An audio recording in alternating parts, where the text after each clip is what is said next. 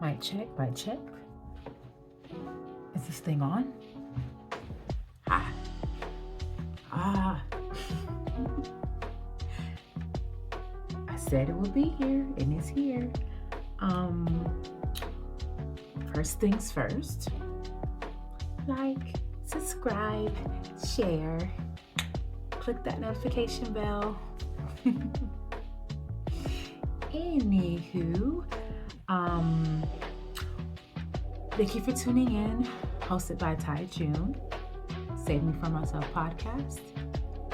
First question, why did you name the podcast Save Me From Myself? Well, the phrase Save Me From Myself comes from the thing I would say to myself to kind of get out of my own way.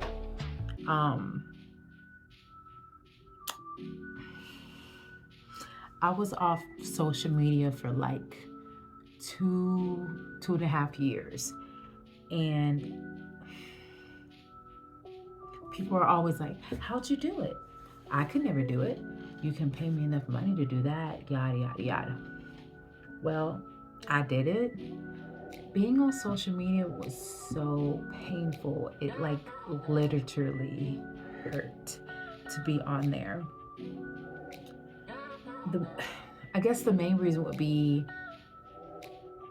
why it was hurting or what made it painful. For me, it came down to me comparing myself, like, why am I not like these people? Or why do I not look like this person? Or why do I not have that item? Why did I not go on this trip? And why was I not having fun and things like that?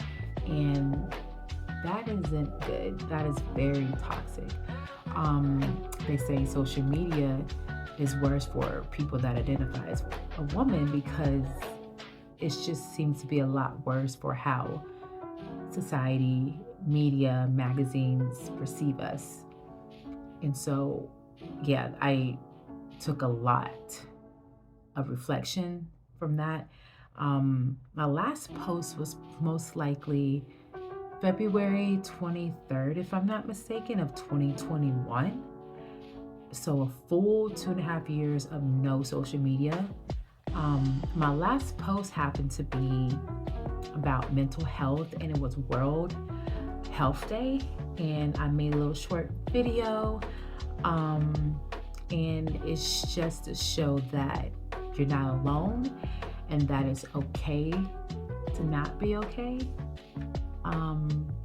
And so it kind of just came that I deleted all the apps, uninstalled everything, phone, computer, you name it. Social media was gone. And so once I did that, I regrouped with myself, started working on myself a lot more. And, mental health is important. So Saving for Myself is a reflection of being able to have an open platform, talk about everything and nothing, and not feel like you have to be someone else you're not or try to make someone happy. People pleasing, anything of that nature. But enough of that.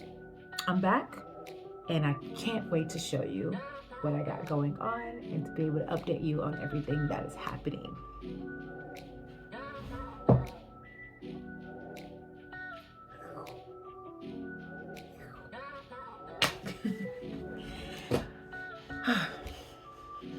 Again, thanks for tuning in. I'm glad that you're here.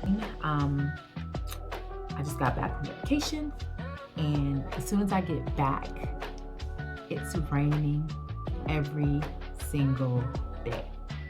Every single day. And I'm like, oh, it's the first day of summer. Happy first day of summer. And it's not sunny. Fun fact, the summer solstice is supposed to be summer solstice is supposed to be the longest day of the year. And the longest day of the year just turned into being the gloomiest day of the year. So for those of you that don't know me, I'm Ty June. I'm 30 years old. I like video games, movies, music. Um, I I do kickboxing and Muay Thai. And on this podcast, we'll talk about things like that and more. Pretty much topics that I like to enjoy. If I can't talk about it, I don't want to talk about it. If I like it and enjoy it, I'll talk about it. Trying to come up with concepts, get some input from you guys, and see what is like next on the agenda. Input from you guys, we can see what's next on the agenda. Comment down below what you think is a good topic to talk about, a good category. Make something like broad, like music category, famous music scores. If you know me, you know one of my favorite genres is music scores. So Hans Zimmer, all that good stuff. Just recently, even going to see Across the Spider-Verse. Great soundtrack. If you have not heard it, Metro has the best soundtrack for that movie, as well as the score fits really well. It gives you that New Yorker vibes, and of course the love story elements and the action-packed moments, and for each dimension they're in, it has the soundtrack matching alongside of that, which is very, very cool. And so music scores are like one of my favorite things. We can definitely have a whole episode dedicated just to music scores. It's insane. And stuff like, I like video games. I have a PlayStation, been Team PlayStation forever. I do have PC games, and I don't hate Xbox. I just don't have one. And there's not anything on the Xbox that makes me want to get an Xbox. I think the only thing I can remember is that there was a game about dragons, and I can't remember what it was called, but it was discontinued. Like, how do you show me something at E3 and then decide to just scrap it? And that was going to be the only reason I was going to buy an Xbox, because it was an Xbox exclusive. No worries, I'll stick to Team PlayStation and get all the exclusives that I want. We can also talk about YouTube, TV, things like I love food reality TV shows. I don't know why. And like Netflix has tons and tons of them. We can talk about your favorites, bring up your binge-worthy cooking shows. Let me know. You can comment below or hit me up on Instagram or Facebook about your favorite cooking shows, because I'm always ready to consume a good binge on a cooking show. Right now, Roku TV has called Sushi Master. Now, that just came out, and I've been watching that religiously, and it's different because you never see a competition show about making sushi or competing to, if you ever watch Food Network or Iron Chef, you know exactly who I'm talking about. With the Food Network, if it wasn't for my mom used to always watch Iron Chef and Chopped. Those are the two main things she's always watched. And I'm like, oh, I got into it myself. Here we are. 20 years later, still into Is That Cake and baking competitions and Hell's Kitchen-esque things and bar rescues and all that stuff. We can talk about anything, like I said, everything and nothing. We can talk about nothing. Do you want to talk about nothing? We can definitely do that. You know, the sky is blue, technically. It's not, but you know, that's a whole nother meal question, extensiveness. I went to school for forensic science, and I love science, so I'm a science nerd. Space. Lots and lots of space. The elementary school that I grew up going to, For most of elementary, I went to a school where the mascot was not a dog, was not a cat, was not any kind of animal, bird, or anything. It was a freaking rocket. So my elementary school was already set up to send us all and make sure we all worked for NASA, because every month we also went to the gym and had a blow up observatory, and we would look at the stars every month to see where they were and locate certain constellations. So yeah, they instilled this into me forever and ever now. But space is cool. I love space. It's really weird how like you have space, which is like the absence of things, and you have like the total opposite of like the ocean, which is filled with billions of things. But space is scary. I could never ever go on a rocket. I don't know. I don't care if it's time to migrate to Mars or whatever. I am not going. Nope. You cannot pay me enough to get into a rocket and go to space. Same for the ocean. I am not deep diving. Nope. And have fun. Just bring me back a souvenir if you can. Yeah, space, science, biology. With the studying of forensic science, you kind of get to learn like about the human body, how the body can experience trauma through weapons and projectiles and blunt force trauma and all of that stuff. But it's interesting. It was never boring, and it was a part of the curriculum of being able to have your professor set up a mock crime scene and you have to still investigate it. Still trying to figure out why my crime scene teacher decided to put a person in a chair and wrap them around with a rope and stick them in the middle of the classroom and have the evidence everywhere. And I'm thinking like, excuse me? Why is this dude? Don't worry about it. Just the exercise, it just makes me wonder what was going on in his head at that point. But yeah, everything and nothing. We can talk about nothing. We can talk about everything. Current events that's going on. Of course, earlier I was just thinking about the submarine situation. That's neither here nor there, but it's so unfortunate that, the circumstances. And I'm like, at this point, there's probably allegedly only, according to the media, 24 hours of oxygen left. So if you hear anything about me being stuck in a submarine,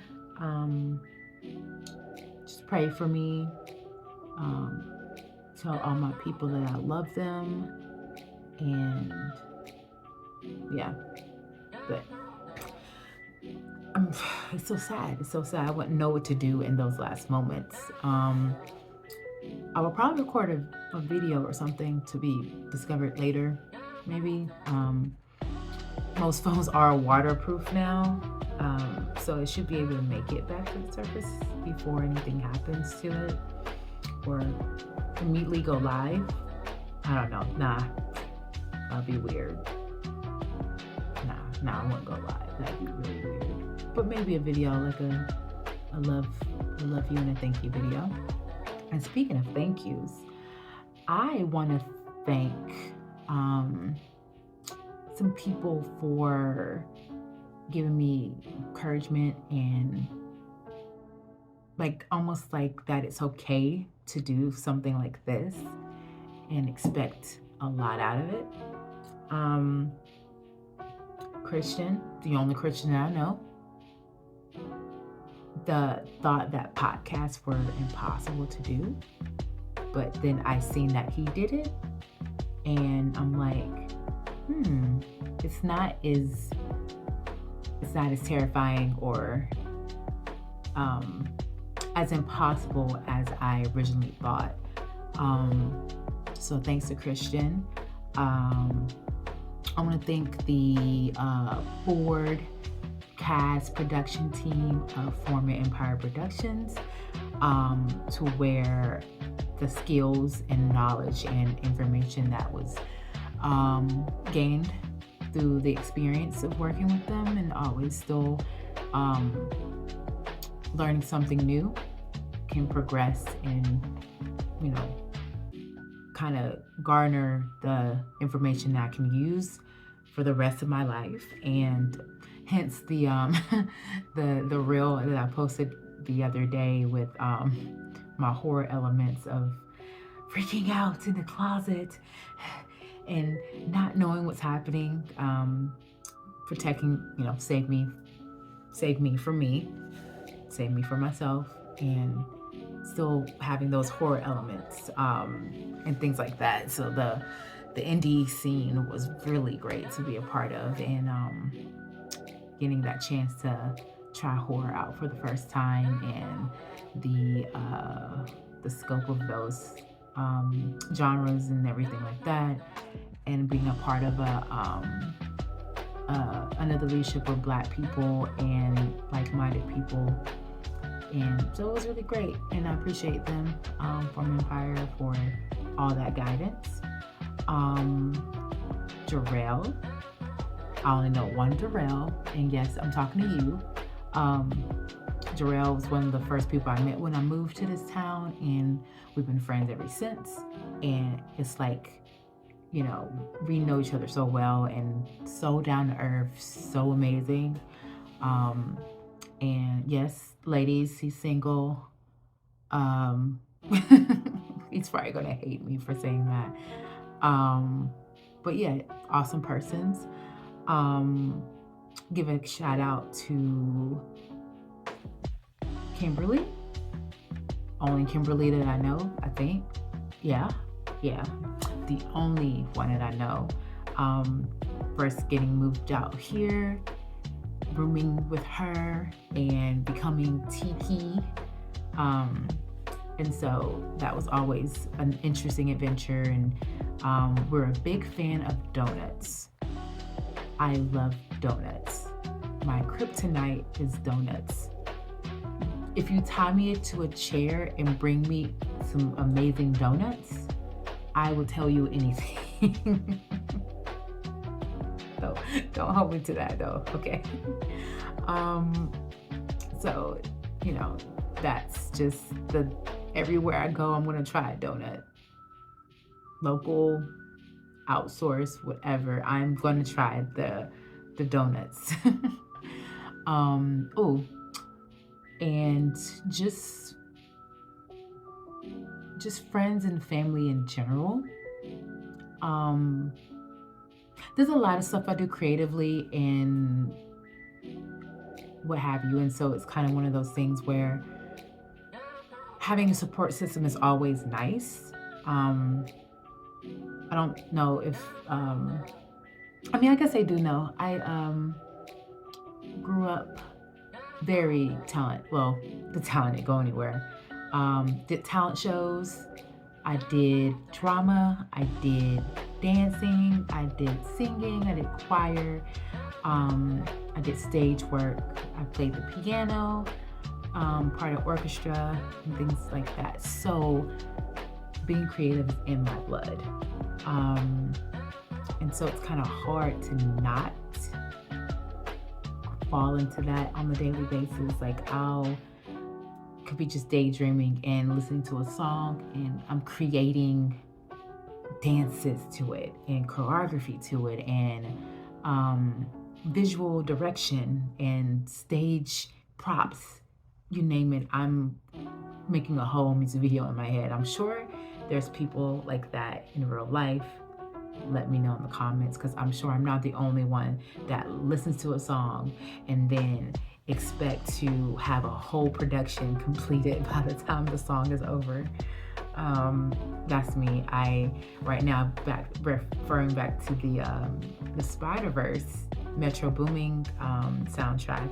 There's this song. It's like little Spanish Dominican vibe, because since Miles is half Dominican, they had to sprinkle some of the merengue and salsa type music in there. There's Silk and Cologne, which is very, very fun to listen to. The beat is very and everything, so it gives you that rocking back and forth feeling. And then Sync Up is following that as well on the soundtrack. Sync Up is my favorite. Every time I hear this song, I already have like a choreography to go to it, and it's just, yes, everything. Yeah, being creative, dancing, singing, writing, poetry. I have a board right here of all the poetry slams that I want to do, and the name of what they are already and what it's about. So just a list of poetry slams that I want to do. And the reason I feel like I would do good at poetry slams is because, referring back to It's Okay to Not Be Okay, there was a character in a film called that, and her leadership qualities and things when she was able to speak about violence. And she did poetry, but she did poetry slams, and I feel like no one does poetry slams anymore, right? I don't know.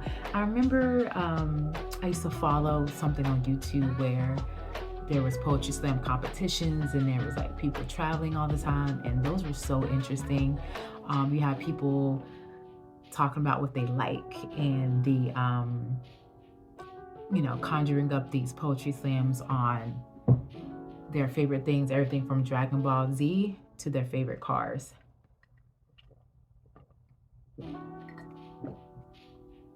And stuff like that. So yeah, poetry slams would be a good idea.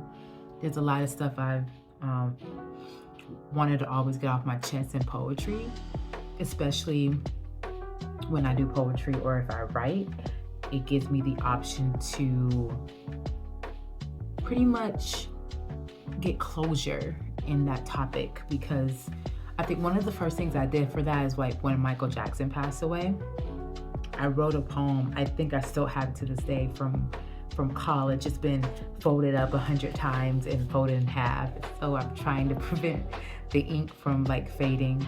But what I did was like, I wrote, the way I was writing was that I would get like the title of the song and put it in the language.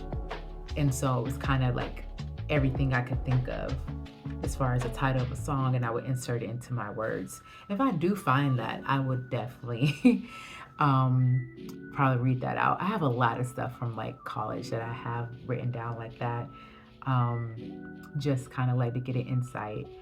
And there's one thing I've been trying to find forever. I wrote a short story in college, and it was called, I bet you it's on a flash drive somewhere. I remember putting it on a flash drive. I have like 3 flash drives over here, and it must be on one of that. But we were giving pictures, and we were supposed to pick one that would resonate with us. And I saw a lady in the backseat of a car. But the first line I wrote to this day, I still remember, is like, sitting in the backseat of a car, smoking on my cancer stick, not knowing where to go. Because for somehow this picture speaks 1,000 words, right? Brought me into this world where I was set into like the 1960s, and the lady in the backseat of the car was a madam, and she run a business, and I wish I knew exactly where that went, but some of her clients were the police, and so therefore she was never like shut down or got in trouble. And so it was just me writing about their lives of the girls and their business. And it's just, I want to see if I can definitely go further with that, because with the criminal justice and forensics background, I can definitely make that like drama mysteries or something like that, where we can get into like personal details of each woman on their job and then assign them to room numbers. And then I can just, talk about different point of views from each girl and their day and what they do when they go home in between working nights and then being up all day and things of that nature. And I feel like I could do it as a time period piece, so I want to make sure I pick up the right lingo and the slang of the time period to keep it as authentic in the 50s, 60s as possible and stuff like that. And I think I always like that kind of time period, especially like going back to video games like Mafia 3, Mafia 2, and Mafia 1, with all those time period pieces and the idea of the outfits and the cars and the mobster culture and the underground world and things. And so that's just always been really interesting me. We can go back to Goodfellas, Chicago. Yeah, thanks again, Mom. My mom loves some mob movies. I love mob movies now, even so to this day. So that's just kind of, the world of forbidden fruit, as they will put it for for those types of movies and stuff. But yeah, it's just the thought of writing a story in that point of view. But don't get me wrong, people still make movies like that all the time. But no one ever has a point of view from the female or from a I shouldn't say never, because I've never seen all the movies ever. But most of the time, the point of view is usually from the male character. Wouldn't it be interesting to watch Goodfellas from the point of view of the wife? Wouldn't it be interesting to see Goodfellas from the point of view of the woman or the girlfriends of these mobster shows or what have you? I think would be cool. No one ever gets to really see their point of view. And where's the mobster queen pen? That's kind of how I wanted to write the madam in my story. Like, she's a queen pen, because you don't really get those. I mean, if you have, I need to look into it some more. That would be really a good thing to find out and binge, or if it's a show or a movie.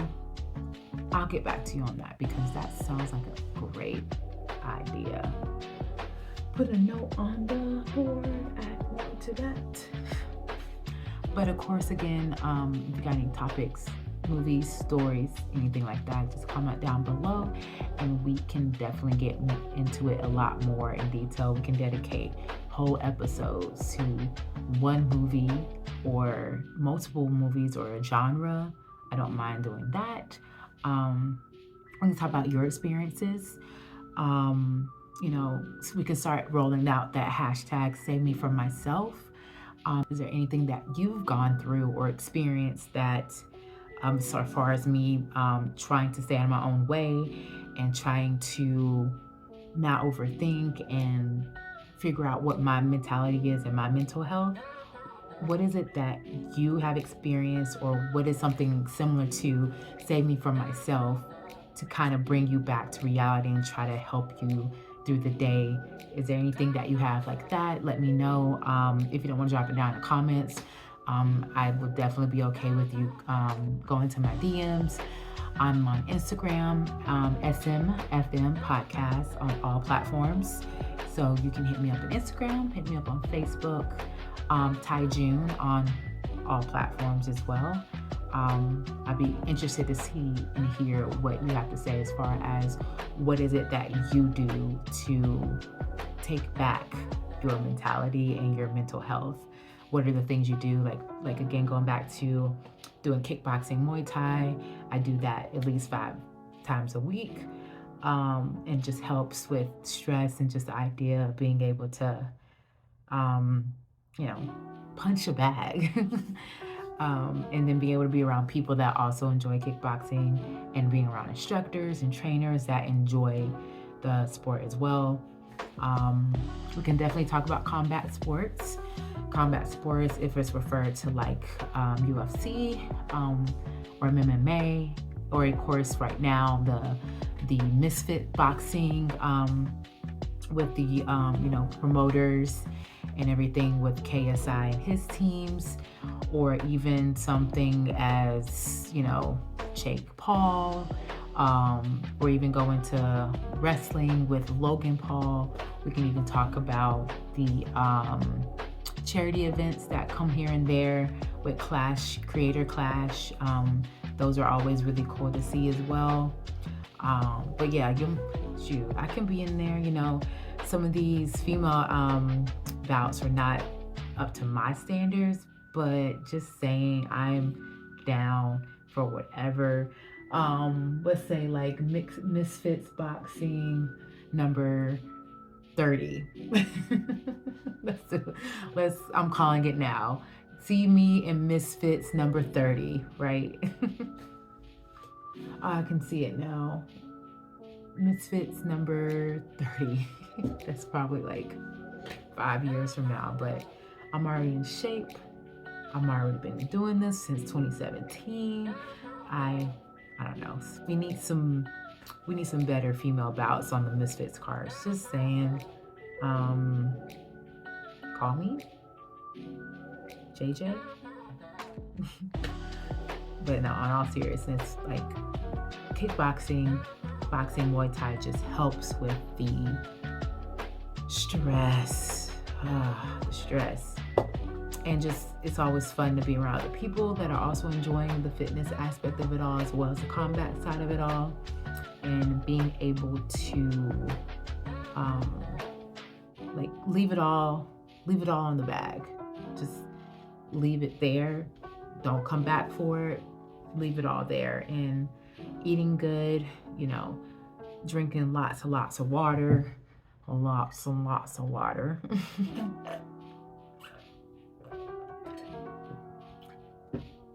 I try to drink 36 ounces of water. I try to drink 96? Yes, 96 ounces of water a day.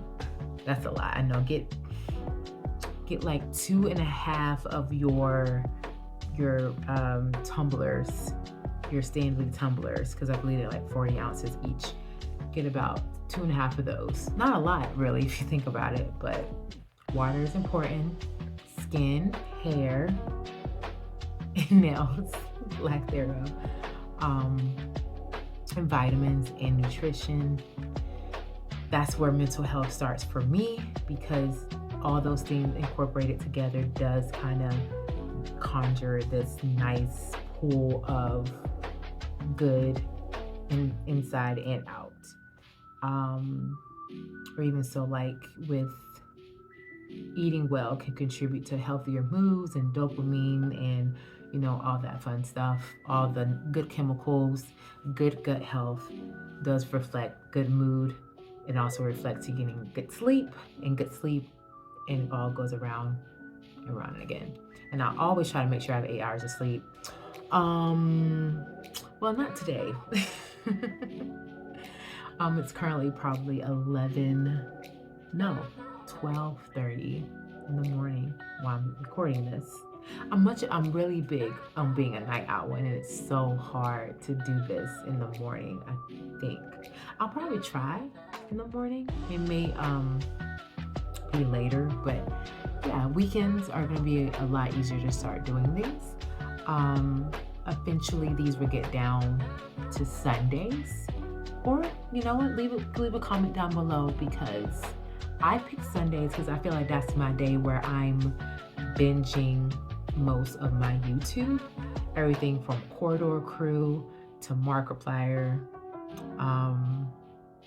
those kind of things. I love sitting and chilling on a Sunday watching my YouTube. I watch YouTube before I watch anything else. I watch YouTube before I watch Netflix, before Disney Plus, AMC Plus, because I'm a Walking Dead fan. And I have some really cool Walking Dead stories, because I used to live in and around the Atlanta area, and where The Walking Dead filmed, I was able to kind of hang out near base camp where the actors would stay, and they would come over and say hi to us and get autographs and pictures. I met Daryl, Norman Reedus, who plays Daryl, Andy Lincoln, or the Rick Grimes. I met a few people. They used to come by and see us, and it was really great because we'll be out there either all day or all night waiting for them to take their time to come see the fans.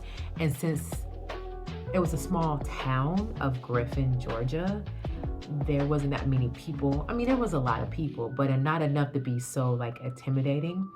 Like Lauren Cohan was known to not stick around too long because the crowds used to get so big, and she didn't like to be around that many people all the time, especially after doing a lot of filming.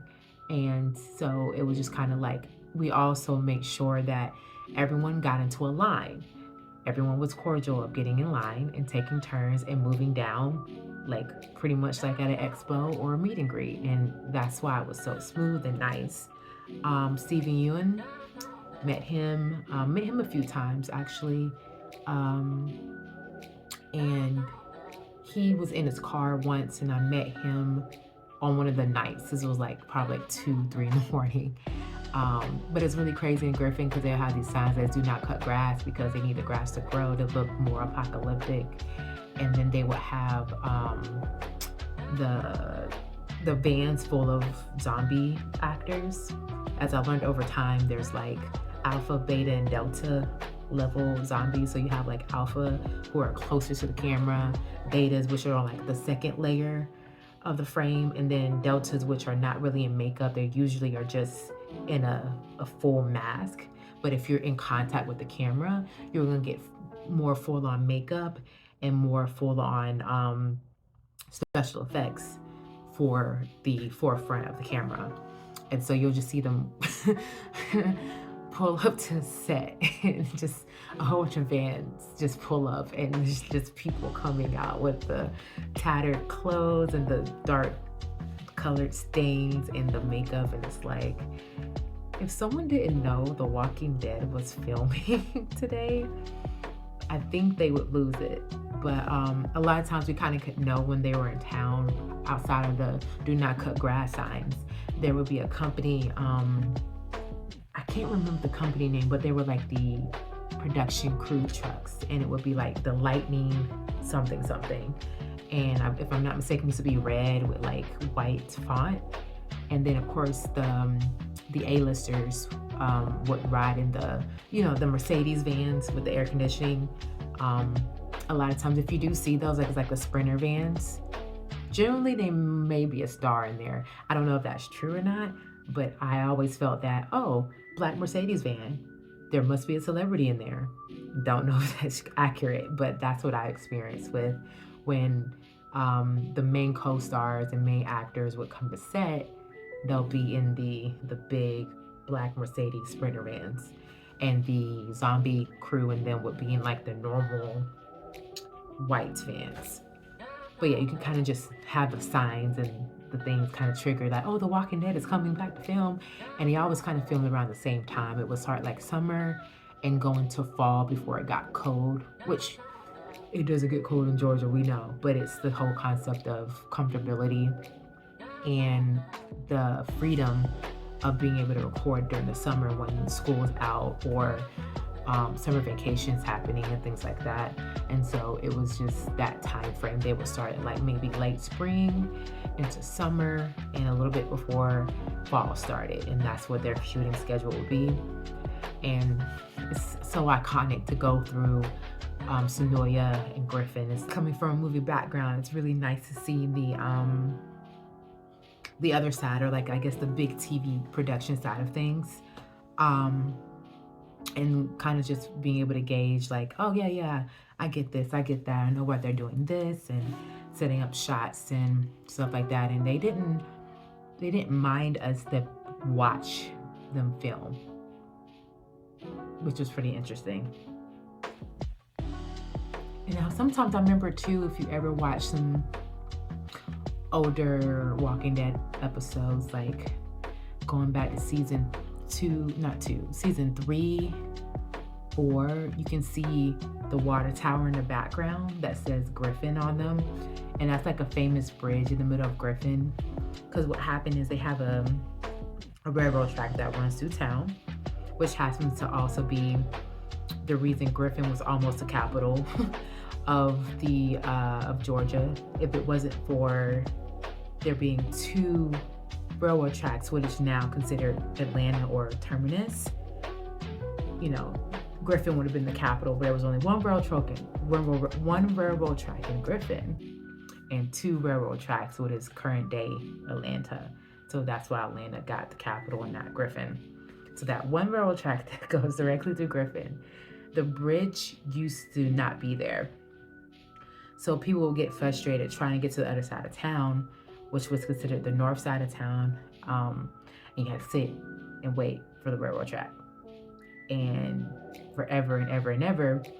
So eventually they just built a bridge that went over it so that traffic can still flow accordingly. Because the city's only that big. So it's not like it was, heavy traffic, but it just kind of prevented the flow of things going between North and South Griffin and all that fun stuff. So it was kind of cool. You can go there and see some of the markers. They have like plaques in the ground and show where things were filmed. And as far as I know today, Alexandria has been sold to the highest bidder. So apparently those houses that were built for The Walking Dead to film all those years are now open to the public to be purchased. And I have no idea what they're going for. I should look into that, because I know for a fact that someone's like, I want to buy Rick Grimes' house. I want to buy Michonne's house. I want to buy Daryl's house. Like, they'll most likely, jack up the prices for the iconic scenes or episodes. Oh, this house was the one they used for this family, or this is the house they used for that family. And based off of the main characters to the secondary characters, the prices could, go up. Or this house is the garage with the kitchen that Carol lived in, or, things like that. So it'd be really cool to see how much those go for. My brain already feels like it's going to be in the millions. And I hope not, because I think the houses themselves are probably standard $200,000 to $400,000 homes. But you gotta stamp that Walking Dead tag on there. I'm sure the builder is probably excited right now selling these homes. But as long as it's not in the HOA, then we'll be good. But yeah, that would be really fun. But yeah, movie production, movie stuff, I did that with Former Empire Productions, and horror genre, found footage. And that's a genre that I want to stay around, and that category is amazing, going all the way back to, everyone, the main one knows Paranormal Activity. But there was some way before that, of course, going back as far as Blair Witch Project. But when I think about found footage, I think about video games. What was the name of that video game? It's so scary. Outlast.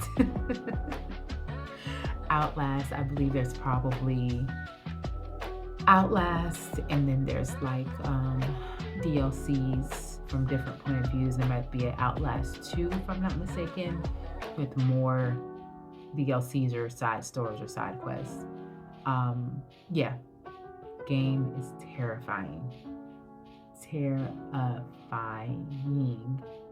And I don't know if anyone can really play that game alone, but there's like so many gruesome scenes in there, and it's like, who thought about this again? Who thought this was a good idea? So yeah, we can talk about everything and nothing. insert bing noise.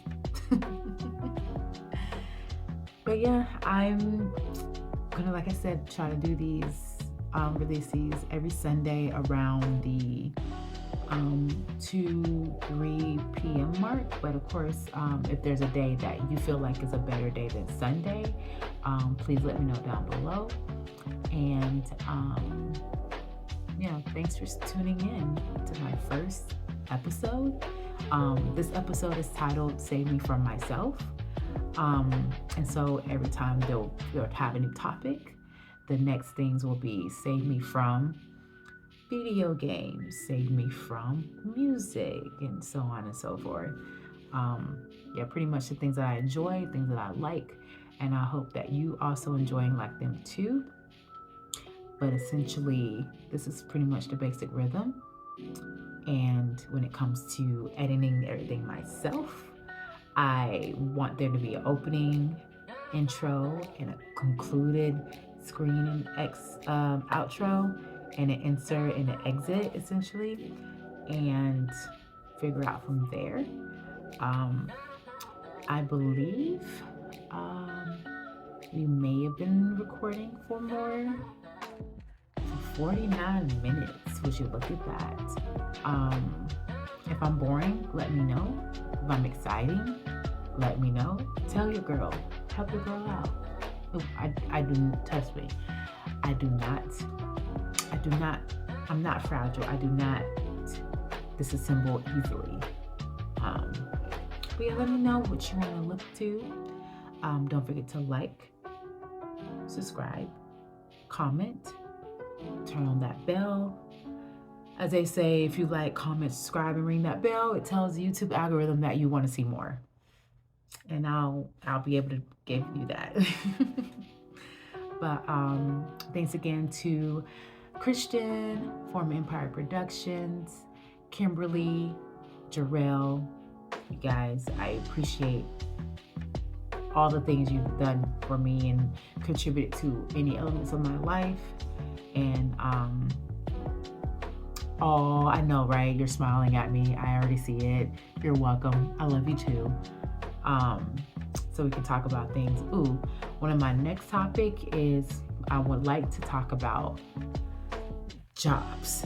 Next episode, we're going to talk about jobs. That might not be the official one yet, but jobs is the main one I want to talk about. Because watching TikTok and watching Instagram just makes me think about all these people that post videos about their jobs, like the baristas, Target employees, McDonald's people, drive-through windows. Like, yo, I got some stories. I've worked on a cruise ship. I worked at GameStop. I worked at Subway, Bath and Body Works. It's funny because it's like one of my coworkers would tell me, it'd be easier for me to tell you where I haven't worked than where I have, because I've done a lot. But essentially, like, it's not, I mean, people always make the joke, like, I get bored easily. But I guess I do, but then I don't, but it's also just happenstance. It's just, I had 2 jobs at one time or 3 jobs at one time. I ended up leaving one of those 2 or 3 and starting another one, and then, you know, as the world turns, right? Oh yeah, is that even still on the air? I don't even know. Soap operas. The last time I checked, he was still cheating on her, and he survived his helicopter crash. 20 years later, that's still happening. And save me from myself, because, you know, we all need a little bit of saving. This is Ty June. Thanks for tuning in. You made it to the end. We'll see you next weekend.